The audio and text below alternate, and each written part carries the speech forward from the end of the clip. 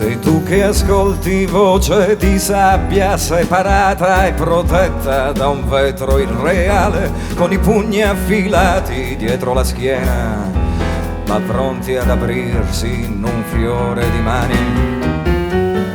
Guarda quei petali, strappali e grida, se ama o non ama è comunque diverso. Nel cuore più muto né un'anima sorda, nessuno è capace di leggerti dentro.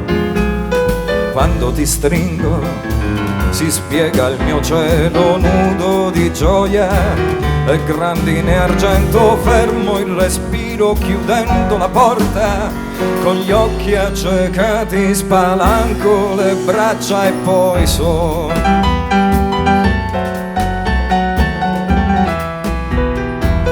E so che t'avrò.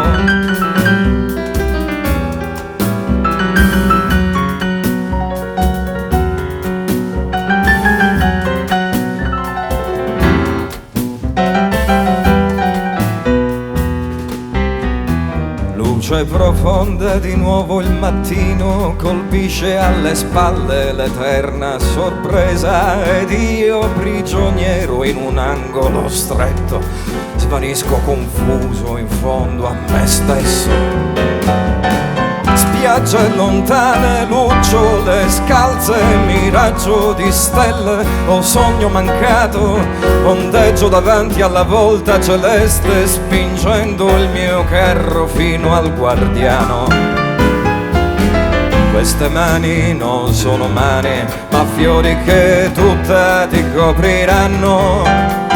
E i tuoi occhi non sono occhi, ma stelle che tutto già sanno di te e di me.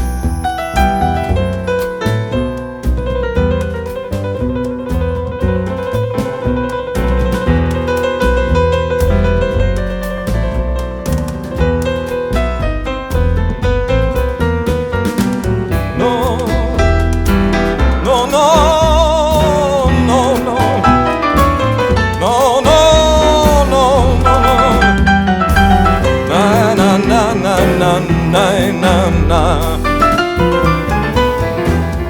Queste mani non sono mani, ma fiori che tutta ti copriranno. E i tuoi occhi non sono occhi, ma stelle che tutto già sanno di te e di me.